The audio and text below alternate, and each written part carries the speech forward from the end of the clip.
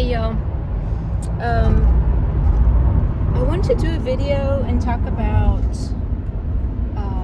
a very controversial subject, as called, about ear cropping. And I know a lot of people are very opposed to ear cropping and tail docking. Some people are kind of on the fence about it.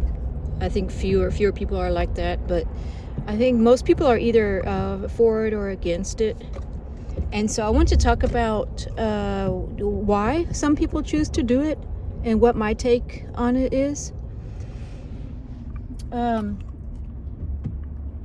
I don't like to do it for cosmetic reasons. I think the dog in its natural state and the natural ear is beautiful as it is, I especially like the pit bull ear, how it kind of flattens out at the top.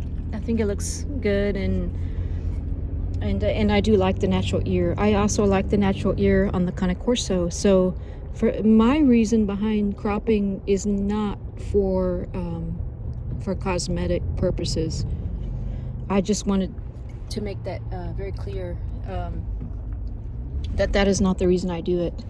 And I don't think it ever should be done for cosmetic purposes, of course, So the reason that I crop the ear is for medical reasons. And if you want to have kind of the human analogy for it, would be the reason behind male infant circumcision. If you look back in history, that was originally done to prevent infection of the foreskin in the male.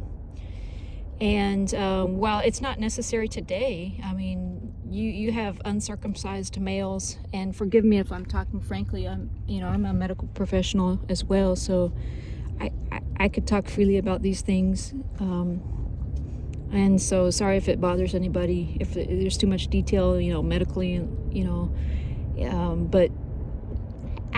I think that there's good reason behind circumcision. It definitely does help to, in some cases, back in the days before they had, aseptic technique and all this, what they really knew about disease etiology, then circumcision, made sense back then. Today's day and age, it's not totally necessary, but it does help to prevent infection. So if you kind of like correlate to why people crop, if you consider that reason, the reason that I choose to crop is very similar. Dogs with ears that are floppy and hang over and cover the entrance to the ear, the opening to the ear, then it creates like a more of an environment suitable for ear infection. You can imagine that closed off area, it remains moist longer and damp, and it just creates an environment suitable for infection. And I know many dogs with intact ears that are kind of more prone to ear infection. But that's not even the full story of why I choose to crop ears. Is the main reason is something that I have seen firsthand, and that is the uncropped ear in a breed that's very rough. Is very risk prone to ear avulsion, or tearing of the ear during fighting or during play fighting.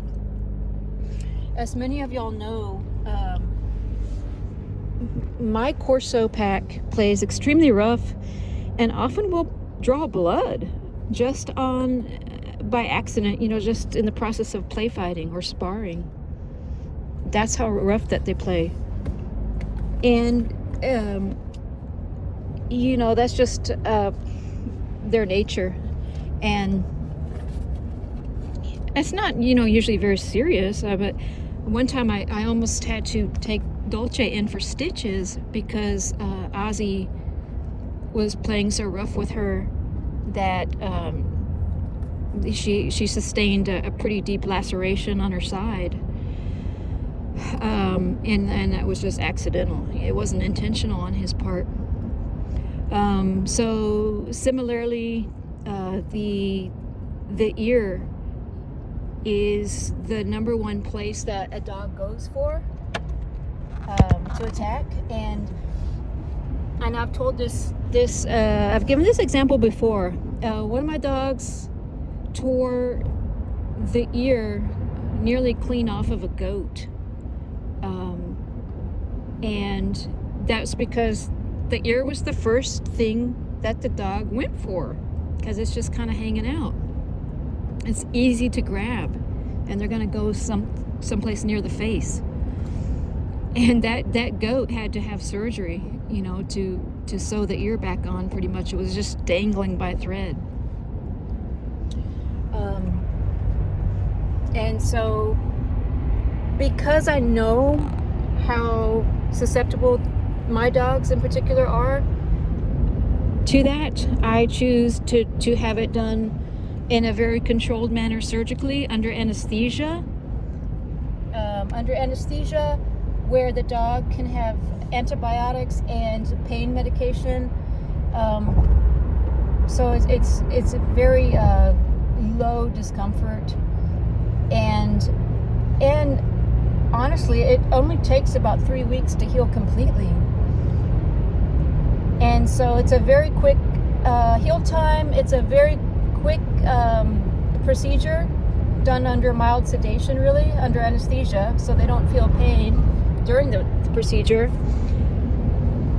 And it's a very very thin portion of the ear. It's when people say you're gonna butcher the ears, no, it's not butchering the ears. It's just cutting the tip of the ear off, the very thin membrane of the ear, very thin tissue there. And it's a clean incision, and it's done, like I said, under anesthesia. The dog feels no pain during the procedure, and very low pain, you know, afterward, because they're on pain meds, and they heal in 3 weeks, completely healed. That, especially when they're young, that tissue heals very quickly. It just scars right over. And I have videotaped the progression in my Cane Corso of that procedure and how they recovered. So you know, I think that especially people that aren't, you know, medical professionals, you know, I don't know.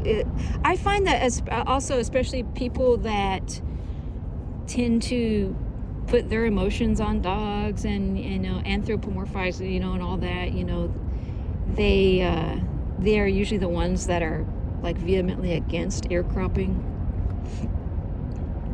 and they don't understand that the dog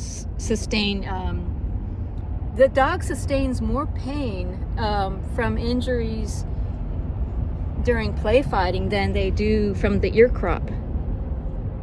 That is not an exaggeration. So those are my reasons. I really am doing it as a preventative. I don't want the and let me show you something real quick. You see those two markings on the ear, on her ear? See that scar tissue right there?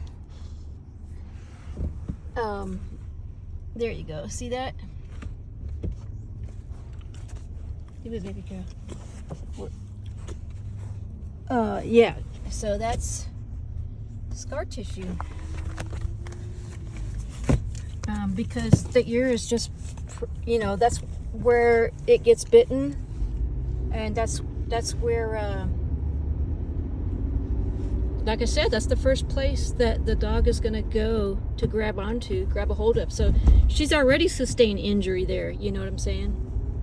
So that's just an example of what I'm trying to tell you, is that the ear is the number one place that the dogs go for. They grab onto it with their teeth and they just pull. And Now, if you have a dog that is not going to be sparring very often, like if you have a Cane Corso, if I had a Cane Corso and there was my only one, I would not crop the ears because it's very low risk for sparring and then getting the ear injured. Hey, baby girl. So that's my reasoning behind it.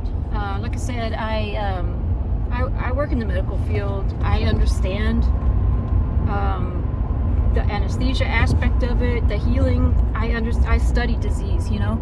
I study how the healing process is and how quickly in a dog especially the healing occurs.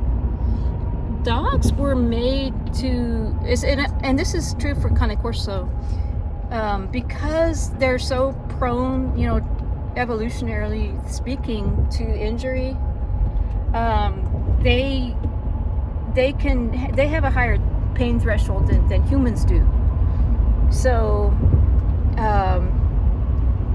you know, so a tiny little incision on a very thin segment of tissue of the ear under anesthesia and then later followed up with pain medication. I think y'all don't realize how very insignificant that is. It's definitely not quote unquote butchering the ear. Okay, so I want to be very clear on that, and be careful not to put your emotions on the dog. And dogs are not people, you know. But even so, you know, if you want to use that logic, I'd like to hear you explain away male circumcision. For all y'all that are against ear crops, do you have any males in your family that were circumcised? And how do you defend that? And don't tell me it's religious, so you do it. No, that's not a good reason. Because of religion. So you're gonna butcher a male infant because of religion?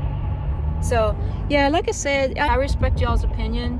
So I would expect you to respect mine, and you know, feel free to not watch my channel if you don't like the